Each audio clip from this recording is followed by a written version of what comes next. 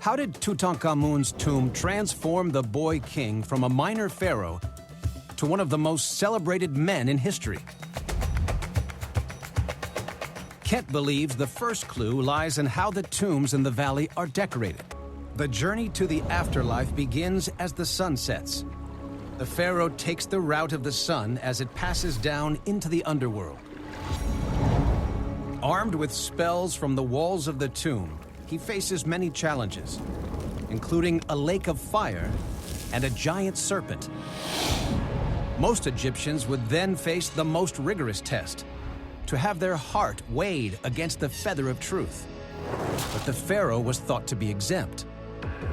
When he reaches the end, a parade of gods welcomes him to the afterlife. He is transformed into the sun god, and the sun can rise again.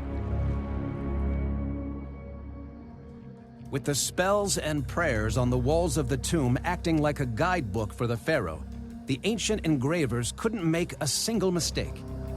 When you look at these relief carvings, even something as straightforward as columns of hieroglyphic text, the first thing I think that strikes a person is the care, the attention to detail. The birds are meticulously shown. You can identify species of birds from the way they're depicted. The care is important because these texts are important. Most royal tombs are just as extensively decorated, with incredible attention to detail. But surprisingly, the tomb of Tutankhamun, the most famous tomb in the valley, is far less impressive. Tutankhamun's tomb is just 4 small chambers, each no more than 14 feet wide. At the heart of the tomb is a sparsely decorated burial room, modestly painted and with no carvings. Kent has spotted an illustration of the pharaoh's journey through the underworld, but it's been dramatically simplified. We have 12 baboons shown here, each in a rectangle, each of them representing one of the 12 hours of the night through which the deceased pharaoh has to pass to achieve immortality. The key scenes are all there, but the artwork is nowhere near as elaborate as the carvings found in Seti's tomb. The absence of detail in the religious texts is unusual by any standard. Kent believes the drip marks and abbreviated religious decoration can only mean one thing.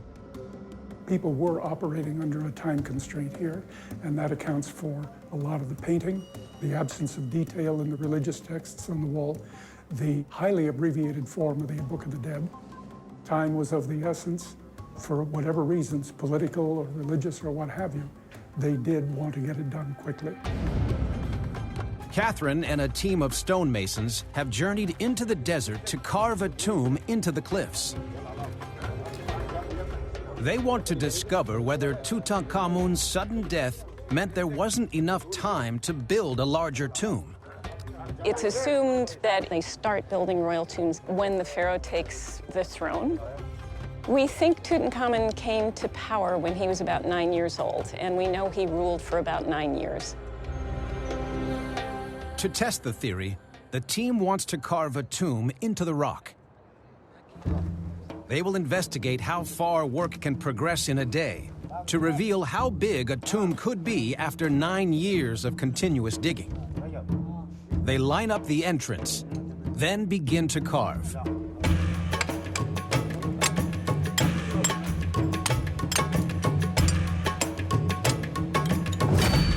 The workmen have been working for about 3 hours. They've made a fair amount of progress. This is about where the corner was. You can see the red there. And in here is what, about 8 inches or so? Catherine believes that at this rate, King Tut's builders would have had more than enough time to construct a bigger tomb. Ancient Egyptian workmen probably worked on the tomb every single day, because you'd work for 10 days and then another crew would come in. It's not like they had a weekend when nobody did anything.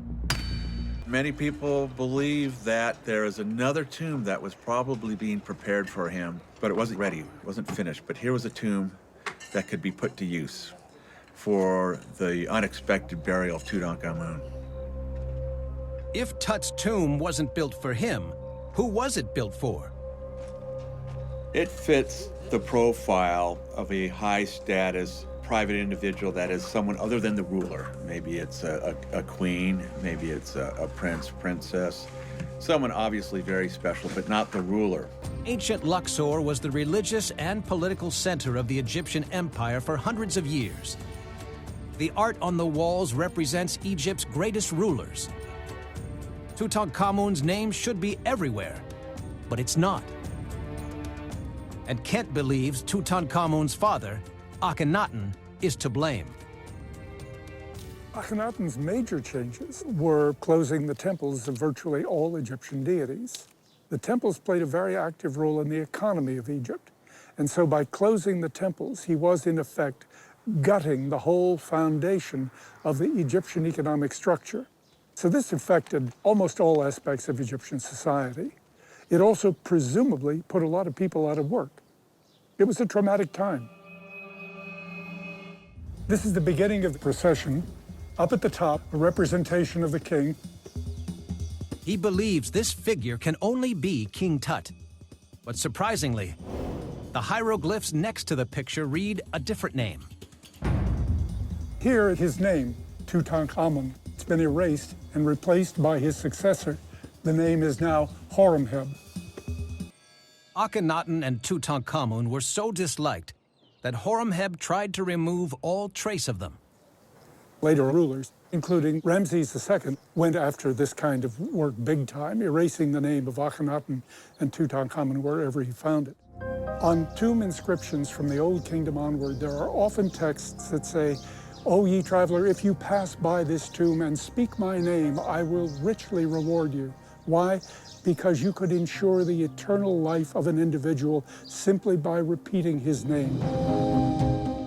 And who of all the pharaohs in Egypt has his name repeated more often every day by millions of people around the world than Tutankhamun? Tutankhamun. Tutankhamun. He, above all other pharaohs, I think is guaranteed eternal life.